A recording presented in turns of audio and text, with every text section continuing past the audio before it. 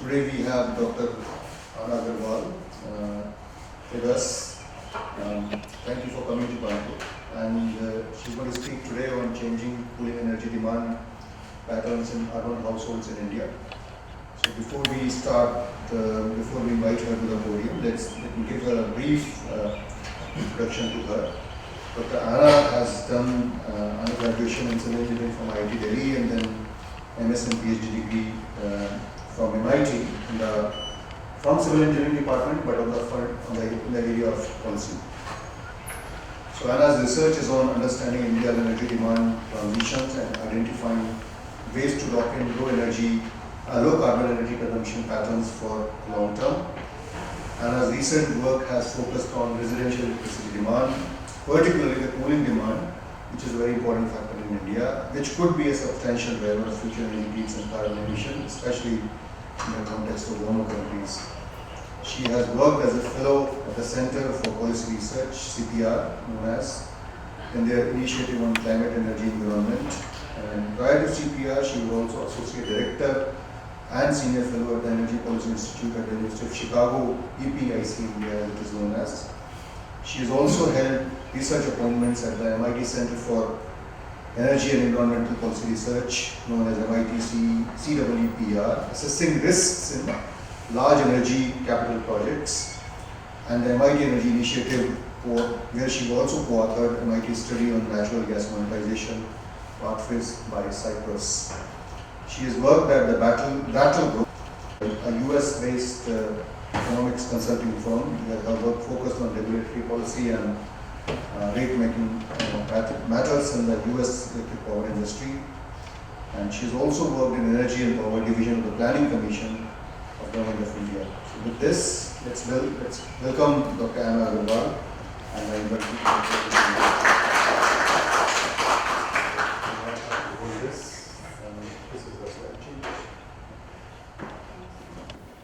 Well, good afternoon, everyone. Thanks for coming today. And I would like to thank the Department for Sustainable Energy Engineering, particularly Professor Ashish Garg and Professor Rajiv Jindal, for inviting me today to talk here. So my presentation today is on how the cooling energy demand is changing in urban households in India. This work was done in collaboration with my colleagues at CPR, Radhika Khosla, Nilanjan Sirkar and Dipabli Chatterjee. This work got published last year in the Environmental Research Letters. So this is the outline of my presentation. Firstly, I'll talk about how India's energy demand is going to change in the coming years, the role energy efficiency has to play, and why trying to understand the cooling energy demand is important. Then I'll present the study objectives, the scope of the work, and talk about the methods we used. In results, the first set of results would be around the purchase decision making of cooling appliances. So trying to understand what cooling appliances are people buying, how and why do people decide to buy air conditioners, and what are the characteristics of households that purchase a more efficient air conditioner. Then I'll present results around usage of cooling appliances. So how are people using their air conditioners? What are the characteristics of households that are using AC more? And what are some of the non-air conditioning cooling behaviors that are prevalent amongst urban households? Then I'll talk about what role do women play in decision making around air conditioning, and lastly the key takeaways and the policy recommendations. So India's energy demand is projected to drastically increase in the coming decades. The figure on the top is from the Niti Aayog model, where we see that the industrial demand is going to dominate. Its share will be about 50% in the total demand. But what we see is it's the building sector that sees the largest growth. Its share in 2012 is about 5% of the total demand, and this is projected to increase to about 13% by 2047. So it's important to study and look at ways to make this growth in building energy demand more energy efficient, so as to be able to lock in low carbon consumption patterns for the longer term. the Niti Aayog model projects that energy efficiency can help reduce the energy demand by about 25% in 2047. The figure at the bottom, what it shows is on the x-axis are the number of units of primary energy that can be conserved per unit of useful energy that is saved. So what we see is that for each unit of end energy that is conserved, multiple units of primary energy get saved, and India stands to gain the most from energy efficiency as compared to rest of the world, and that's possibly hinting towards the large inefficiencies India has along the energy supply chain. A large driver of the growth in energy demand in coming years is going to come from how we cool our homes and buildings. India, as we know, unlike the large emitters, is a hot country with currently very low penetration of air conditioners. So we'll need substantial cooling services in the coming years to keep citizens healthy and productive, especially in light of increasing summer temperatures due to climate change. The figure on the top shows IEA projections. What this shows is that India will become the world's largest energy user for space cooling. The space cooling energy demand is projected to increase 15 times from about 90 terawatt hours in 2016 to 1350 terawatt hours in 2050. As per the IEA, this increased cooling demand will contribute close to 45% of the total peak electricity demand in 2050. Currently, the share is about 10%. A lot of this growth in cooling demand is coming from increase in uptake of air conditioners. The figure at the bottom shows the projections from the India Cooling Action Plan. So currently about 8% of the households in India have air conditioners, and this is expected to increase to about 40% in the next 20 years. In terms of number of units, what that means is in 2017, 2018, we had about 30 million residential air conditioners, and this will be over 350 million in the next 20 years. While this is largely the story of urban households, in rural households also we see through some recent surveys and studies that there is an increase in the uptake of more higher power appliances, so like coolers, but also ACs is making are showing up in rural households. So looking at this drastic increase in cooling demand, particularly the growth in residential air conditioning demand, it's important to look at ways of how to make this consumption more efficient so that we are able to lock in more efficient consumption patterns. And this growth in energy in the cooling energy demand is also provides a unique opportunity, because currently, as we see, the penetration is very low. So the investments in technologies, in people's behaviors, in institutions is yet to happen. So there's a unique opportunity to very quickly work on it, but to lock in more efficient consumption for the longer term. So our study looks at trying to understand this growth in cooling demand. The study focuses on these three aspects. So we study household practices around cooling. So how do households use cooling services? What are their cooling preferences? What do they look like? What are some of the non-electricity, non-air conditioning strategies people use? And what are some of the electricity saving behaviors households are using currently? Then we also study transitions in cooling behaviors. So how are households transitioning their cooling related energy consumption? Does energy efficiency feature as a priority as people are making their purchase and then usage decisions around cooling? And who in the households are making these decisions? Through the understanding of household practices and their transitions, our aim is to be able to inform interventions and make policy recommendations so we can make this demand, the change in demand, more energy efficient and low carbon. We unpack this using a household survey. We survey around 2000 households in Delhi. And we chose Delhi because it has the country's one of the largest residential energy consumption and also one of the highest air conditioning penetration in the country. Any questions? I'm just, it was done a couple of years ago. I'll just show you. Yes. Timing. Believe that predictive tools are made for future, right? Predictive tools are made for future. So when we develop this tool, how do we validate them? Sorry, what tool? So when we, let's say when we want to predict the future demand, Yes. we are developing a tool. Yes. How do we validate this tool? So very good question. If you don't mind, I'll just come to it in a couple of slides with some data that we have, and I think that's a very right point, and I'll talk about it in just a second. So a little bit about the survey instrument.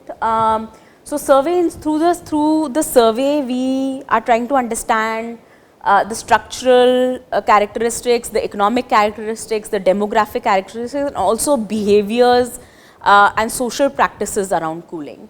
So there are questions around trying to understand construction type, what type of house it is, what floor the house is at, number of rooms and the room use. So how many halls are there, how many living rooms, how many kitchens, what is the quality of electricity supply. And when I come to results, you'll see that going into details around these characteristics is very important to trying to understand who is buying an AC and who's using the AC and what's driving those decisions, right?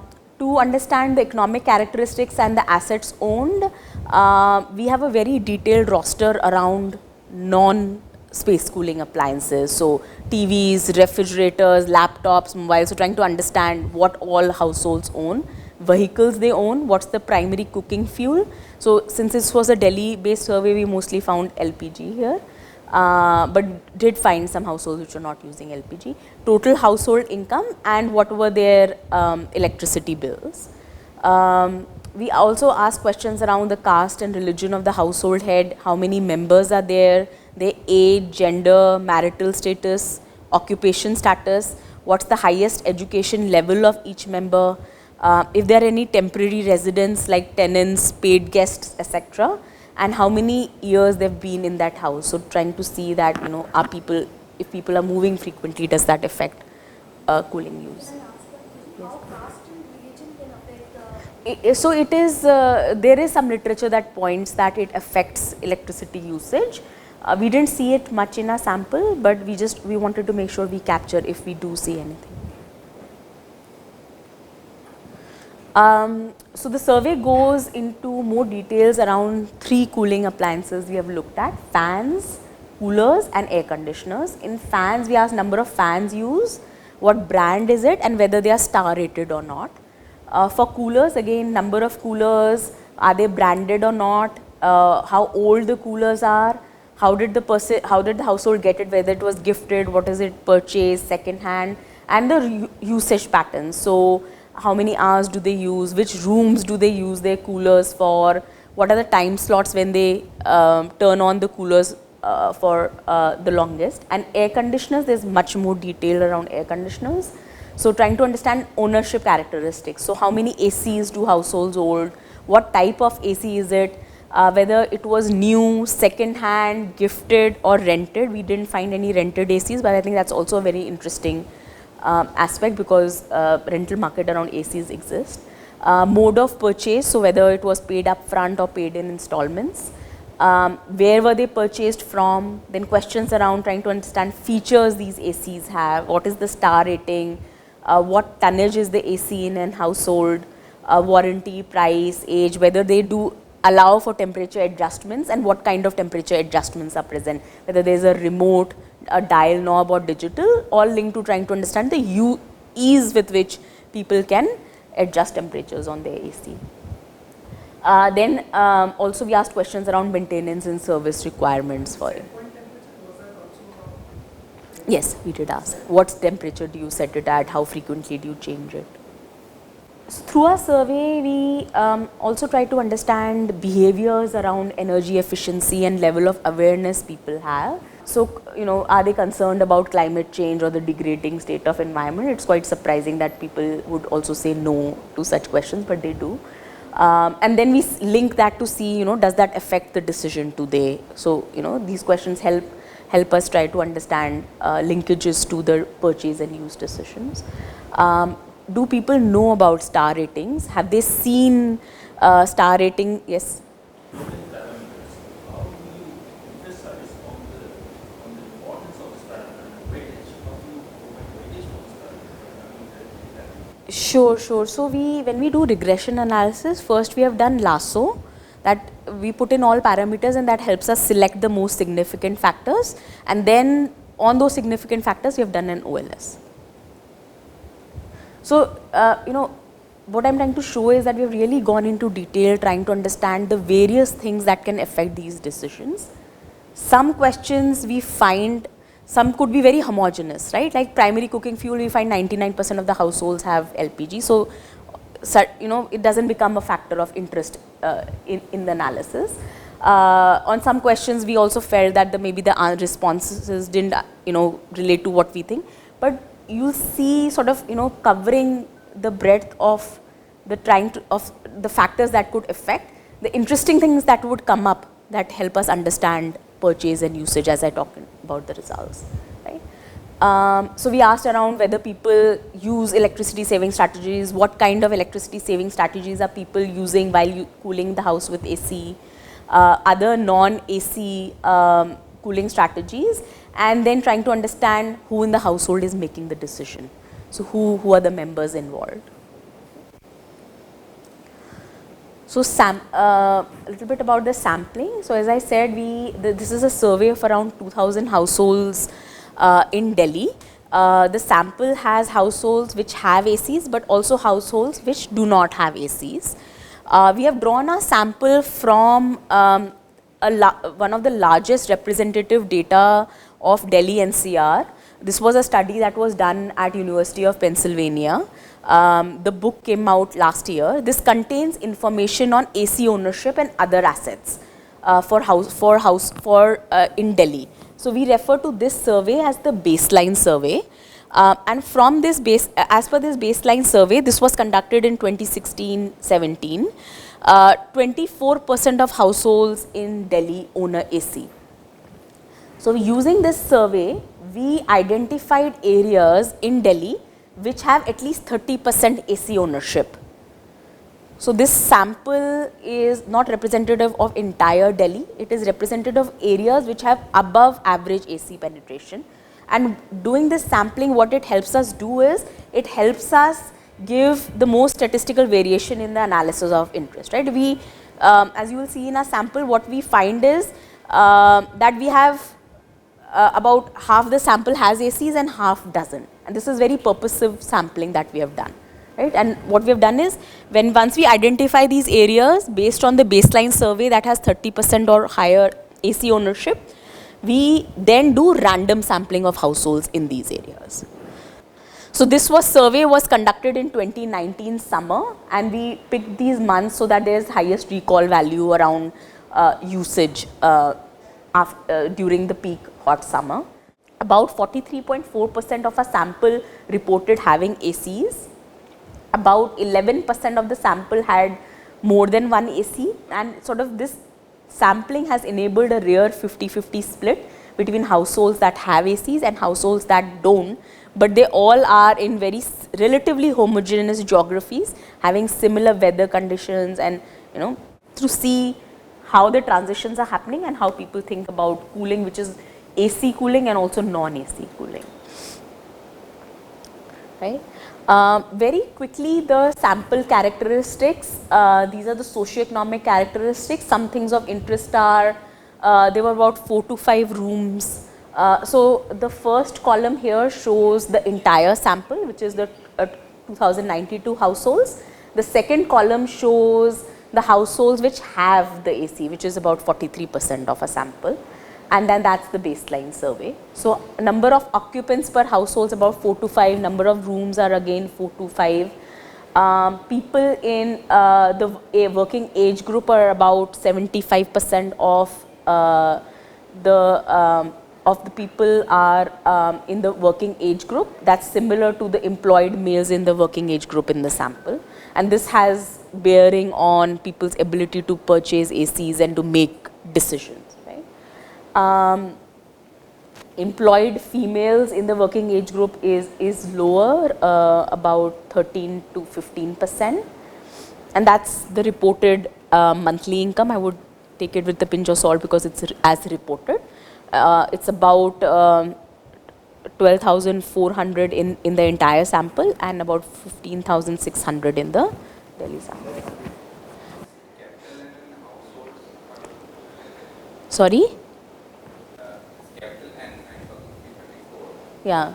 So that is, so when we surveyed a household, we asked some of these socioeconomic characteristics for each person living in the house. So for what you will see is roughly multiplied by that 4.5, which is number of people in the house, right? So trying to understand, you know, the socio-economic demographic characteristics of the household. So how many kids are there, how many working employed people are there, how many senior citizens are there, and interestingly you'll see that will again show up when you see. So for each household we asked to survey the head of the household. So for each household we have done one survey, but to that respondent we have asked questions around other 5 or 6 people who are living there. So how many people live in the house, and for each person then we ask these questions. The answers are different for those. So we ask these, how many people. So says they will say 4 people. We'll say, okay, what age they are, do they work or not, are they going to school or not. But we haven't asked them the questions around cooling that you will see, or AC. That will be specific to number of ACs in the house. Or if there are questions around cooling preferences, we only ask that of the head of the household. So I'll just give you a hint. Like we find that levels of awareness are different between senior citizens and females. So we need to know what is the demographics of an household, and a demographic of the household also then later shows up as driving some of the purchase and use decisions. So trying to understand what the household is, but the questions around cooling preferences, either they are about the AC, so that should be the same if everyone answered, or if they are about preferences, they are just asked for one individual.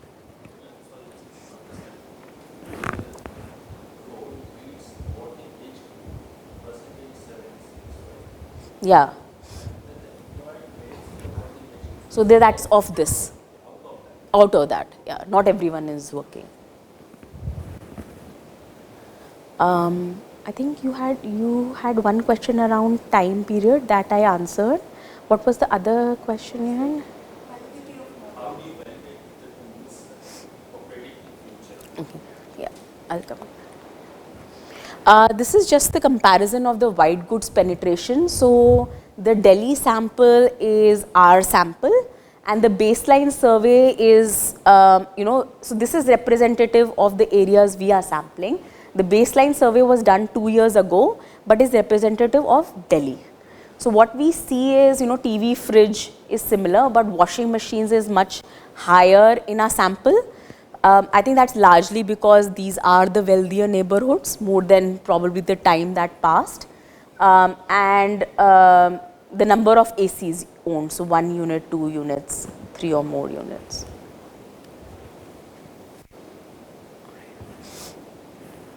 So looking at the 3 cooling appliances that people buy, we looked at what kind of cooling appliances people buy. So for fans, what's interesting is while we find 99% of the households own a fan, even in these wealthier neighborhoods, there are 18% of the households that still own only a fan and no cooler and no AC. And this points to the heterogeneity of sense of thermal comfort even amongst a relatively homogeneous sample. And this point I'll keep coming to again and again about this heterogeneity in thermal comfort as I walk through my results. Right? This is one of the first things that shows up. People own multiple fans. On an average, a house owns 2 to 3 fans. 85% of the fans are branded. Usha is the most popular brand. And do people know about the government star labeling program? Yeah. So for fans, it is voluntary. For ACs and fridges, it is mandatory.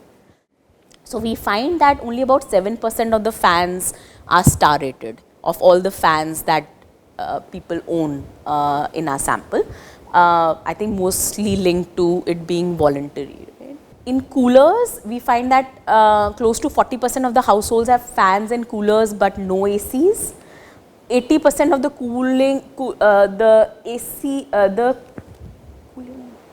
the cooler owning households do not own an AC. So we find overall in the sample there are about 40% that don't have ACs, but of the ones that have coolers, 80% do not have AC. So it's slightly different there. Most houses own one coolers and the purchase is relatively recent, which is in the last 4 years. We'll find that very similar in case of ACs, that the purchase is very recent, again hinting to tapping into the first time buyer and incentivizing them to buy a more efficient cooling appliance. 88% of the coolers are non-branded and locally assembled, hinting towards large inefficiencies that exist in coolers. Right? And branded coolers are about 2 times the price of unbranded coolers. Unbranded coolers were reported to be around 3 to 5,000 and branded coolers were around 5,000 to 8,000. On air conditioners, as I said, about 43% of the sample have ACs, 11% own multiple ACs, and only of the entire sample, only about 11% of the households have all the 3 cooling appliances, which is ACs, coolers and fans.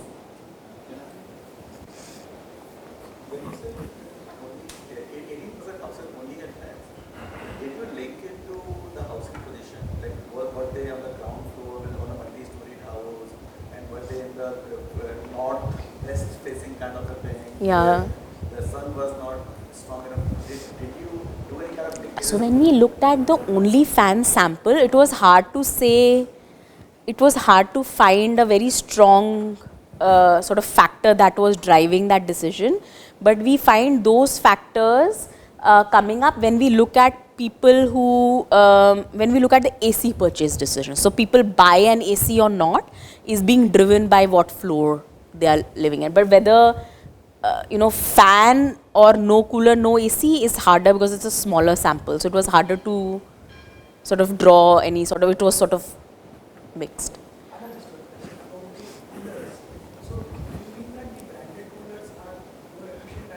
Possibly because these are, local market,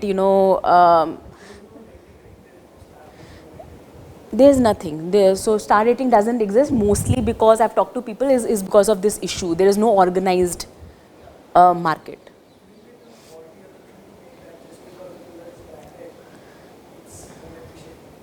So if you are branded, you have to pass through certain, quality checks of the government.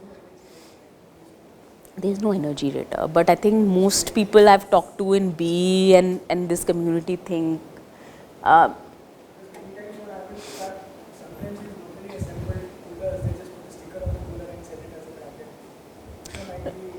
So branded means Symphony, Voltas.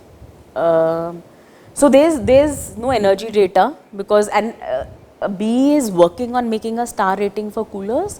I think it is to come out soon, but I don't have an exact time period on it. But it's very challenging because it's completely unorganized market. You get a pump from somewhere, you wire it from with someone else, you get a fan from somewhere else. Exactly. Yeah. Same thing. Yeah.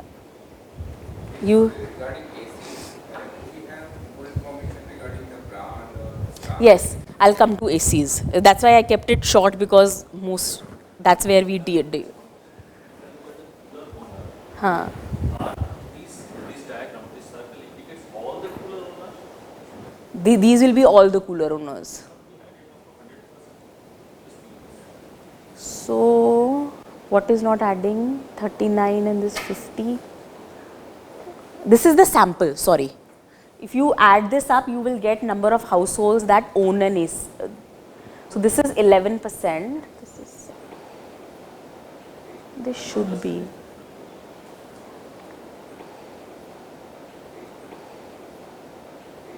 So wait, so this is all, this is the data from the sample. So it would be a percentage of the sample, not cooler owning, right? These are number of 225 is number of households, 11% is the percentage from the sample, right? Because it's about 2000 is the sample, right? And here the data is not, this won't add up to 39 because this 39 is people who have fans and coolers, no ACs. So AC data is coming up here which says all three, they have all three. So looking at air conditioners, so what kind of ACs are people buying? We find a near 50-50 split between split ACs and window ACs. Split ACs are slightly more popular. Most of these ACs are bought new. About 8% of the ACs were second hand, 4% were gifted. We didn't find any rental ACs in the sample. And the average age of ACs is about 2 to 3 years, indicating a very recent purchase of ACs. Right? So 90% of the ACs are branded. Voltas is the most popular brand, having about 25% share, followed by Hitachi and LG, 10% share each. In terms of tonnage, 1.5 tons is the most popular choice. New ACs cost about 3.5 times more than a second hand AC. The price of a new AC is around 30,000 and the price of a second hand AC was reported to be around 8,000 rupees. Right? We found that about over 90% of the ACs allowed for temperature adjustments and 75% of them came with a remote. So when we asked around the key factor that determined the particular AC a household buys, we find the most popular criteria was the brand of the AC, which drove the choice of AC people bought, followed by the features the AC has to offer. Unfortunately, less than 5% of the households said that the star rating or the energy efficiency rating of the AC was the factor that drove the selection of the particular air conditioner they got. We find almost all of the ACs were bought at a retail store. Second hand ACs were bought from a local store or a friend or relative. Half of the ACs were bought financed in installments. Okay. These ACs are of similar ratings around 2 ton, 1 ton. So I think when I said 1.5 tons was the most popular. I think 1 ton and then 2 tons had much smaller share. There was not much diversity across the tonnage. So we asked people, why did people purchase air conditioners, or people who don't have ACs, why did they not buy an AC yet? 94% of the households said they bought an AC because of their cooling need or because current cooling appliances were not effective enough. Less than 10% said they bought an AC for a more augmented economic social status. Most of the non-AC households did not buy an AC because of the prohibitive cost of purchase. About 90% of the people said that they didn't buy it because the initial cost of purchase was high, and then around 40% said that the recurring costs like the electricity bills and maintenance and repair were expensive, so they did not buy. It doesn't add up because it was multiple choice. So next set of slides look around efficiency of air conditioning. We find 37% of the households own a 3-star AC, 10% own a 4-star air conditioner, and 20% own a 5-star air conditioner. 8% reported a non-rated AC. And very quickly if you see, right, 90% were branded and 10% were not. The number is coming close, but I don't remember if they are, related. Yes. 2 to 3 years. New ACs were slightly more recent, second hand were older.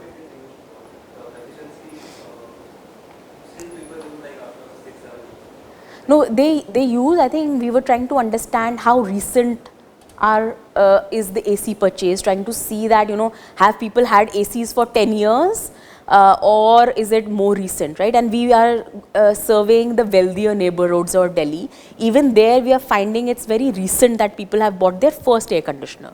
Sort of looking at trying to understand how the transition and saying that, you know, there's still time to work and make this transition more efficient, because, you know, it's just about to happen, right? And we are looking at Delhi, we are looking at wealthy neighborhoods of Delhi. So not necessarily linking to linking age to efficiency, but age to seeing how the transition of cooling use is happening. So we asked households who owned a 3-star or a lower rated AC on why did they choose a lower efficiency rating. And 64% of the households said that a higher rated AC was more expensive, so they opted for a lower rating. 24% said that more efficient air conditioners were not easily available, right? So that's very interesting. 7% said that the retailer recommended that particular model or the rating, right? Which is again to say that most ACs were bought by from the retailer, and retailer is playing some influence on you know, the purchase decisions. And just to mention here, after the survey, the plan was to do focus groups to try to understand some of these retailer dynamics and things like that more closely, but then COVID happened. This was 2019. So we haven't been able to follow up, but there are a lot of things that are coming out from here that, you know, could be studied in much more detail to get an understanding. Right? So then we asked households who had 4-star or a 5-star AC that why did they buy a more higher rated ACs, and as expected, you know, savings on energy and electricity bills were the dominant reasons. Some households even said that because they are more environmentally friendly, they bought a higher efficient air conditioner. So using regression analysis, we look at you know, the characteristics of households and the factors that drive the purchase of the more efficient air conditioner. This table lists the most significant factors, but I'll also talk through them in these slides. So what we find is that households that are more aware of energy efficiency schemes have seen star labels, know what they mean. So when the level of awareness increases, we see in those households that they have opted for a more efficient air conditioner. So people who are more aware of energy efficiency schemes and programs, people who tend to also own other efficient appliances. So we find that households who have star rated fans are likely to go for a more efficient air conditioner. For a younger household, so households that have fewer senior residents, again possibly hinting towards level of awareness, tend to have a more efficient air conditioner. So I think that was some question around age, right? So that's where you start seeing that trying to understand demographics of the households helps understand decision making. Just in this analysis that you perform, this analysis, what level of R-square error is acceptable for such analysis? I'm not sure. I'm sorry. What level of variation, data variation you can see? I don't remember. I don't remember. This age in months represent the age of the household member, or This is a type of AC age in months. Not sure. No, this is probably this is age of AC, because it's 2 to 3 years, right? So we had to model it as months, because some are like 9-month-old, 10-month-old. according to this, if age of AC is higher, then the purchasing power for efficient AC, This is not purchasing power, this is actual rating. how So older ACs are less efficient is what that's saying, which is.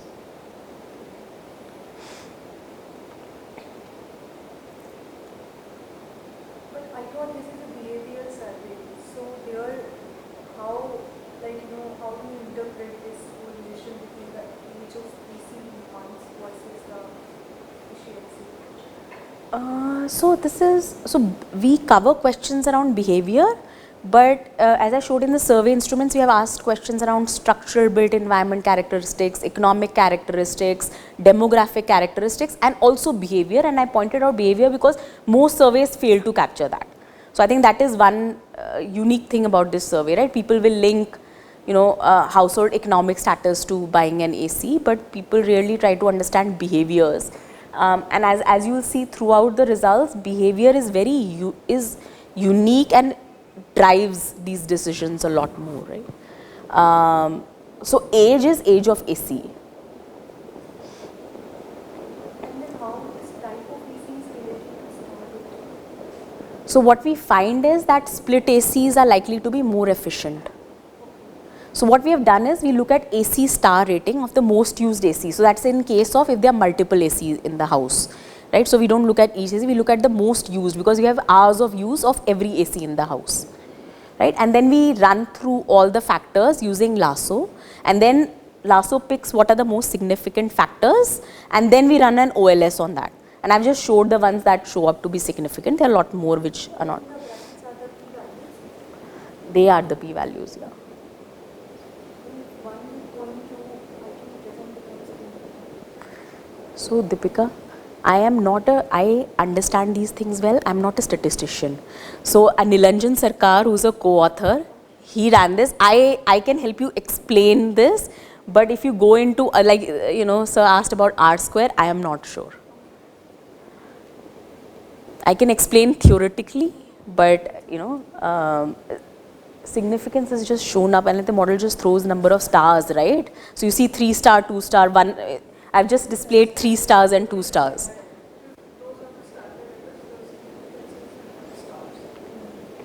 The stars show up for me, that I just look at stars.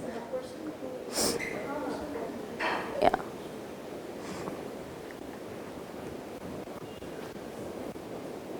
All right. So we looked at the level of awareness. Then looking at AC specifications, as we just talked about, we find split ACs to be likely to be more efficient than window air conditioners. Older ACs and second-hand ACs, again we saw in the table, tend to have lower efficiency rating. And costlier ACs, which is price of purchase, links to a higher rating. So the star ratings have also changed, right, in the last 4 or 5 years.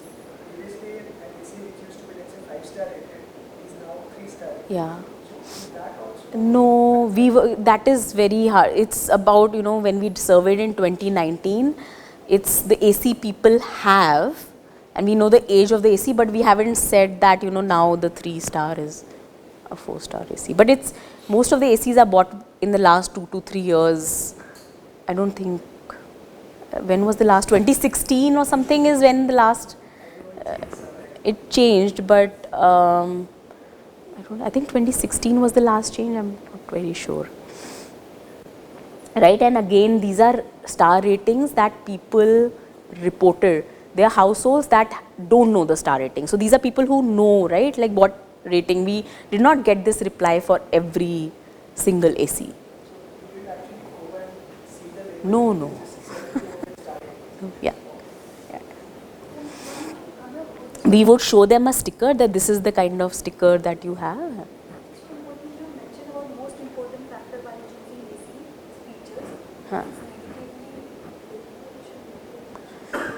Is 2-star, I wouldn't go too much into it, but I'll still try to understand. So this is saying that when people said that the most important factor while choosing an AC was features for them, they tended to buy a lower efficiency rating, which is, it's linked to my earlier chart that I showed that people prefer brand and features, but ratings is not as popular. So this is looking at that specific response that if a household said features is important, that they are not going for the star rating. they are likely to not, likely to own a lower rated AC. In this slide, there was like 1.5 tons of AC required. So, what's the area of the room considered? Like, what area and how much area? So we have information on number of rooms the house has, not the square foot. And there it comes, right? We find that people with larger homes and more power backup tend to have a more efficient air conditioner, right? So, which could be linked to economic status, it could be linked to, well, it's hard to say what's going on, but possibly these linked to, purchasing power. Right. So, looking at marginal effects or some of the key indicators on the star rating, and this we saw from the earlier chart also, but just trying to highlight that again. What we find is households that own a star rated fan are predicted to have an AC with about 19% higher star rating. Right. Households that know the meaning of energy efficiency stickers were predicted to have a higher rating by 1 star. So, what we asked people is, do you know of efficiency ratings? If they know of efficiency, these star labels, and have seen them, we ask them, do you know what it means, right? We didn't ask them what is the meaning, but we just asked them, do you understand what it means? We find a roughly 1/3, 1/3, 1/3 split. So 1/3 of the people have not seen, don't know what it means. 1/3 have seen it, but do not know what it means. And the remaining 1/3 have seen it and understand what it means. If we find that this is the last segment is very likely to go for a more efficient air conditioner, just directly linking to level of awareness people have on these things, right? Split ACs on an average have 18% higher star rating than window air conditioners. So, next set of slides are around usage of air conditioners. So, one is purchase and then how people are using these ACs. We find on an average people use their ACs for about 5.4 hours a day. 29% use it between 5 to 6 hours, 27% use it between 3 to 4 hours.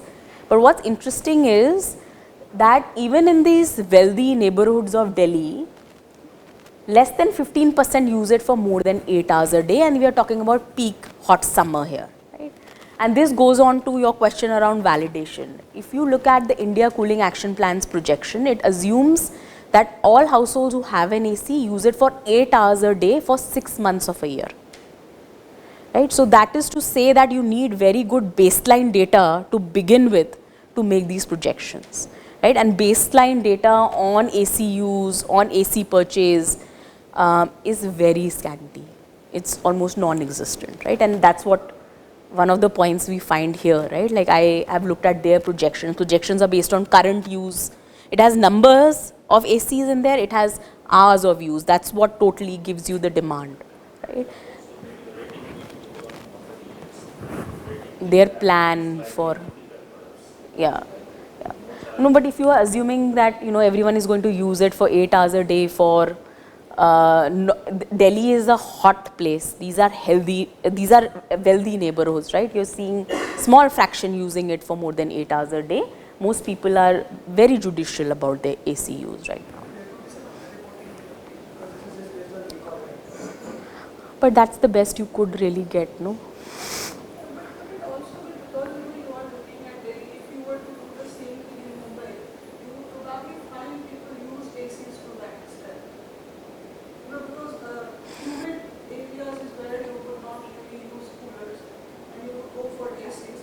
And in hot, like even in Kanpur, you would see many houses with coolers and they are able to survive well.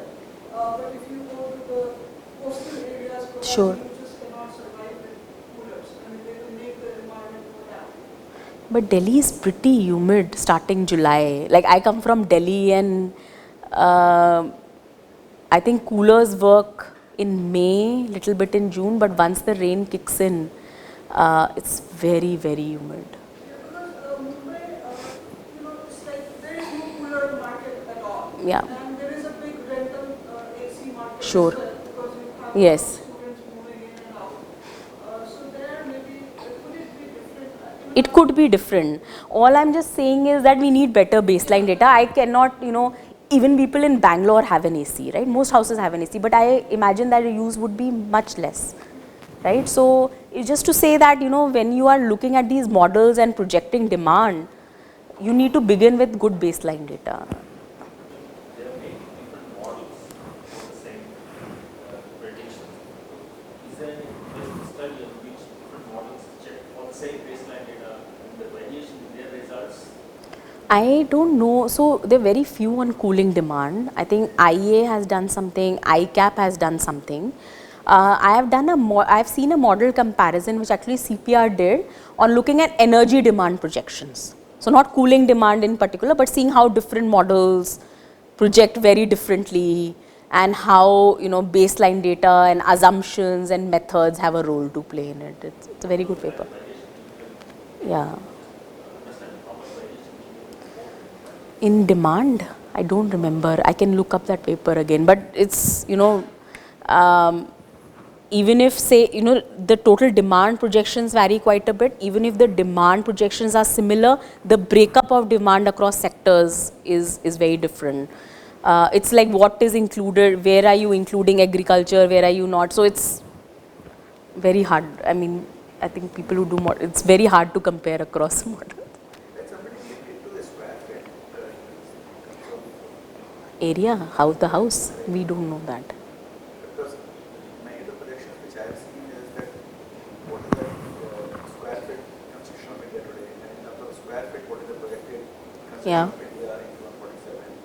But it's time to see if we can link it to that. In terms of Cooling projection, yeah. Say cooling need, currently India has a certain built-up area. Yes. Right, and from there we can find out what the current percentage of the Yeah. square feet is being cooled, and what will be the projected square feet Yes. factored into 2047. From there, what will the cooling percentage can be? I think ICAP has done that. So when it says that you're going to go from 30 million to over 50 million, they are looking at that expansion in number of buildings. So it's not just people buying air conditioners, but people, just more urbanization, more buildings coming up, people's income going higher. So that I think is all there in those projections.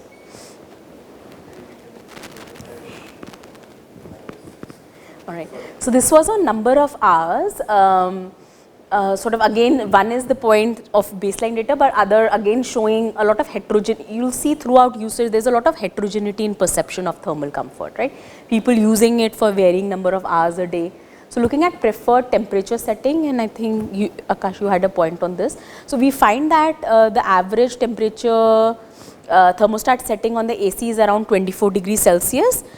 Which sort of also is what the government mandate is for room air conditioners.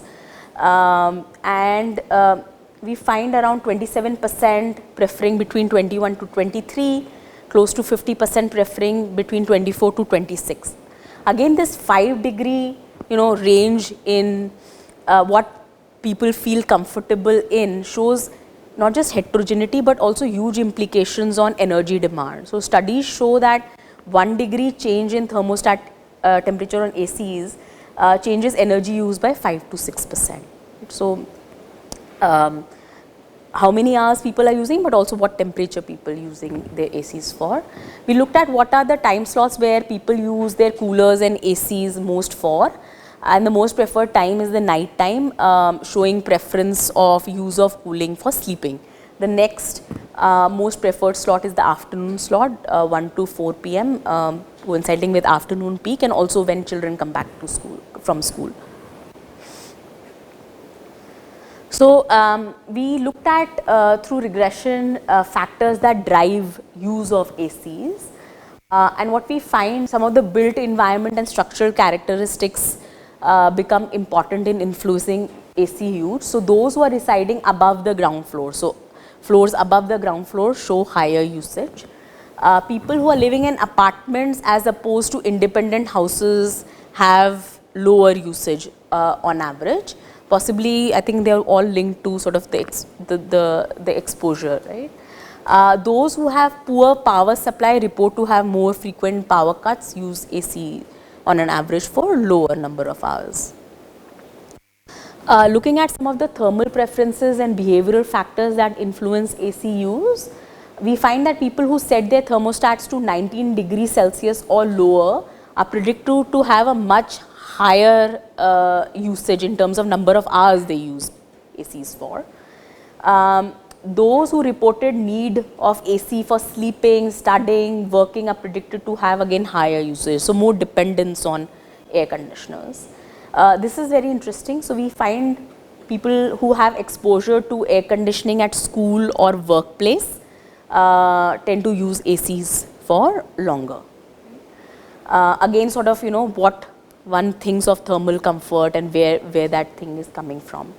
Households that practice electricity saving strategies use their ACs for less. So some of these strategies are like occupying the same room when the AC is on, switching it off in middle of night, turning it off when you're leaving the room. So things like that, they were shown to have they reported to have lower number of hours of AC use.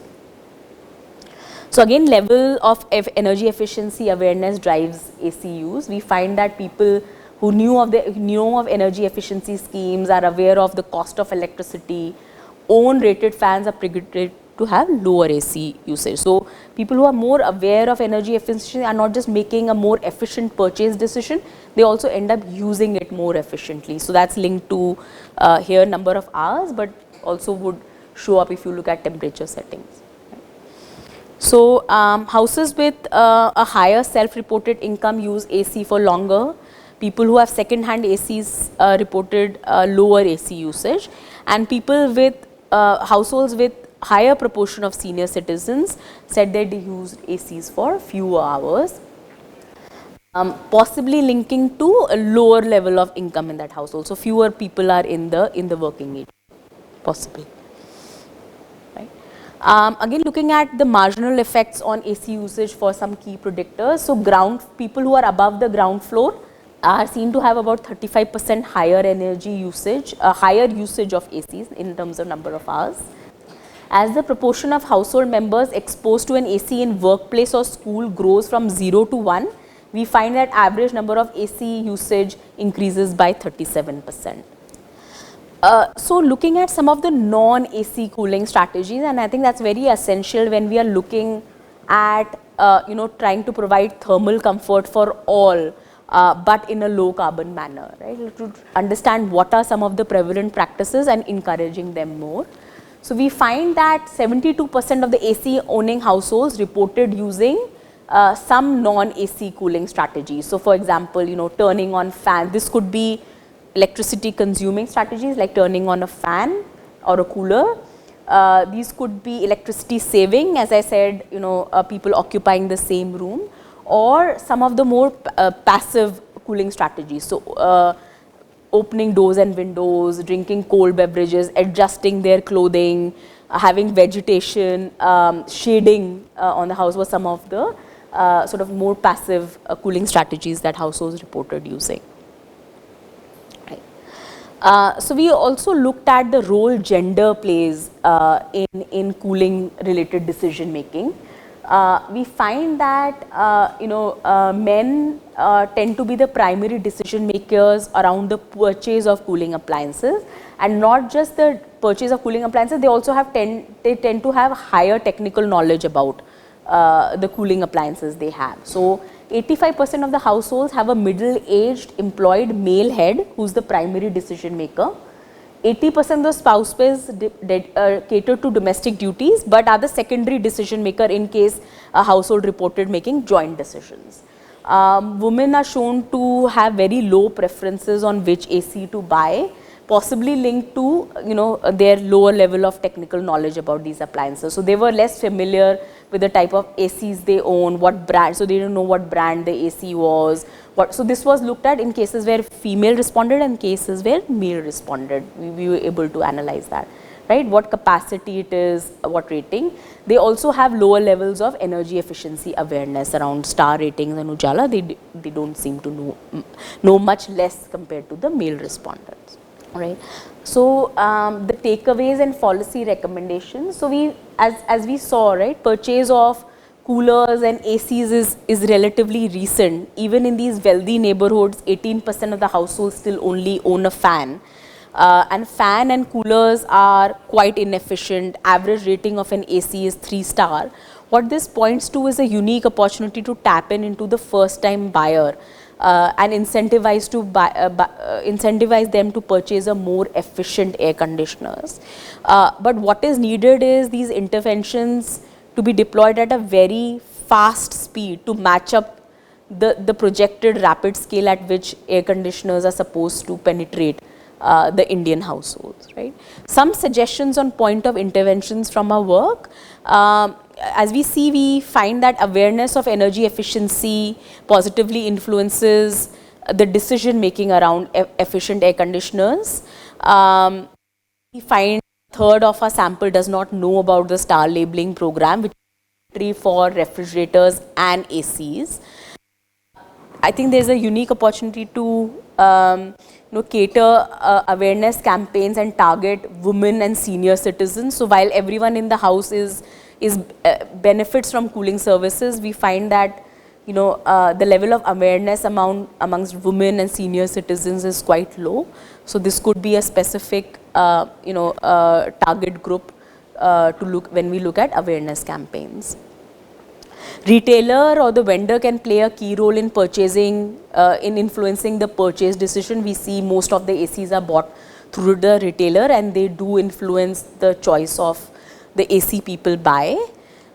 Innovative financing mechanisms that can promote the purchase of more efficient appliances can be quite successful. We find about half the ACs were bought through financing in installments, so that could be a point of intervention. Then I would like to point out overall, as I said in the beginning, a heterogeneity in purchase of thermal comfort, right? And so no one size fits all approach should be adopted. Duration and temperature setting of ACs vary significantly. We find that where 50% of the households have an AC, there's close to 20% still own a fan. Time of day pricing could also help reduce the afternoon peak and the night peak demands. We see those are the times when people use the ACs the most. And understanding and encouraging the role non-air conditioning based cooling has to play. And as I said, it could be using fans and coolers. It could be encouraging behaviors that help save energy while the household is using air conditioners, and also passive cooling strategies. I think that's all from me.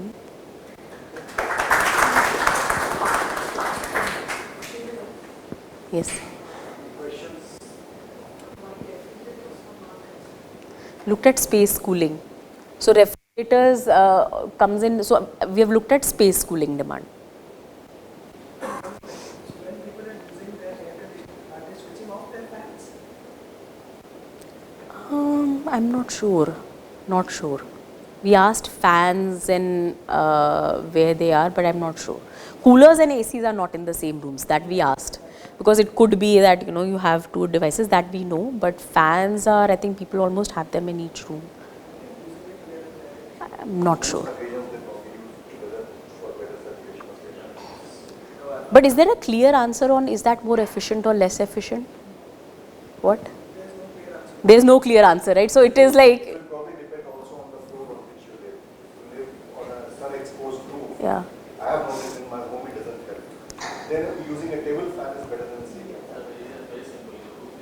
Exactly. It's very hot, and you tend to bring the heat inside. Yeah, absolutely.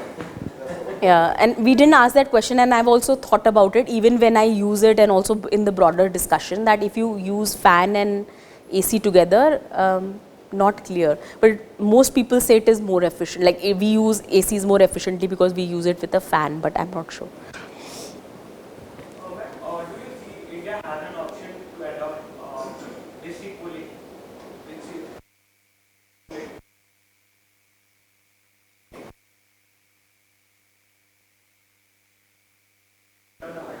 So I have seen district cooling being talked about on a pilot scale in a few cities. Like I think Ahmedabad is looking into it. There was someone else. I think Bangalore was also, some parts was looking into it. But I think it's not.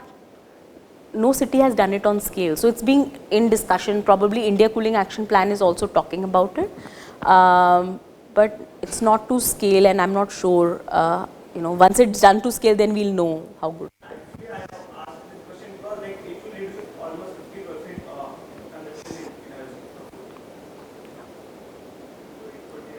So it's being talked about. It's there in government report.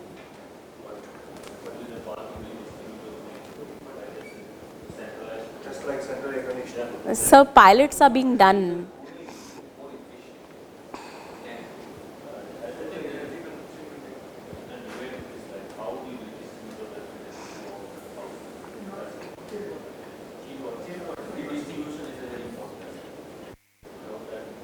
take one more question. I'm talking about energy efficiency awareness and the mandatory laws which are taken on energy efficient buildings or any sector. So what substance that hold in the actual practice with regards of awareness and with regards of mandatory laws? Like if there is some mandatory law for building construction, it would be effective in 20 years or 100%. Yeah. And if you're talking about only the awareness, so how much percentage awareness holds in realistic practice? So hard to say percentage wise, but I'll give an example of what I was talking about here, right? So star labeling, this is, so what star labeling does is it introduces this 1 to 5 star appliance, but what also means is that you cannot sell below a 1 star rated appliance in the market. So it sets a minimum energy performance standard for that appliance, right? So any appliance you'll find in the market or you're going to buy will be above a certain government approved this, right? So it's voluntary for some appliances, mandatory for some, non-existent for some others, right? But when a consumer is going to go buy, how aware they are of these stickers? They might see the sticker, they might not know what it means. So there are discussions about, how do you design these stickers? How do you make people more aware? It could be that, you could do retail. I'm just giving an example, right? You could have all retailers have some training where when someone comes in to buy an AC, they, in very, simple terms, explain to them what this means. But that's not happening, right? And if I am going and buying an AC and a retailer, so I'll give you an anecdotal example. My parents went to buy an AC, right? And so I was very curious. I asked them what happened, and I pushed them to buy a 5 star. They ended up buying a 3 star. So they said the person at the showroom told us that if you use AC for 24 hours a day, only then it makes sense to buy 5 stars. Anything less than 24 hours, you buy a 3 star AC. And this, as I said, we were planning to do a focus group, it didn't happen, but some of us during this survey, we just went and asked. This is the same story everywhere. Now, where is that maths coming from, right? So, as I said, there can be some points of intervention where, now, why is the retailer, what incentives does a reseller have to sell a 3 star? Possibly linked to inventory, right? They're just more easily available, right? From this survey, can we know like how much awareness for like energy efficiency rule is giving a substance with respect to the mandatory law if we are putting out for the same cause? So, you're saying this versus that, Yeah. if there were no mandatory laws? If there are any mandatory laws, they are going to be affected. Yeah. So some marginal effects were shown here, right? So people who are more aware tend to buy, say, 40% more efficient air conditioner. But this is again, this is a study based on Delhi households. We can use this. I don't know like if we are putting a lot of energy and time for creating surveys for different areas like offices or schools or villages for energy efficiency survey awareness. It is really effective. I think It's it's like like trying to ask, can we just make it a law that only 5 star CC can be sold? Why don't we do that? who surveys are really effective in real practice. So 5 star ACs would be very expensive, right? So you can't have need to give people that option. And what at least it is doing is that it's creating that minimum energy performance standard. And as Akash mentioned, right, these ratings are also every few years upgraded. So what's a 3 star AC, maybe 5 years down the line could become a 1 star AC. So they are upgraded to push efficiency levels higher. Last question. Somewhere you mentioned about a mandate from Indian government about keeping your AC temperature on 25. This is the default. So it's the manufacturer mandate. So older ACs, when you just turn on, right, it's off, you turn on, the default temperature setting was 19 degrees Celsius. Now that temperature when you turn on should be 24. And what? But that doesn't have that. I can just use a remote and reduce it to 18. So what's interesting is studies that say that people don't bother changing. Default is what's used the most. But on the other hand, like in China, it has been now mandated to not go below 26. Yeah. Right? You cannot go below 26. In some district, even 28 is the minimum Yeah. on which some of the ACs can go. So have you seen any discussion in Indian government when you work with Ministry of Power and everywhere? Right? So I haven't. Have you seen any discussion going on that line? It'll be interesting to. Okay, let's start Dr. Agarwal again for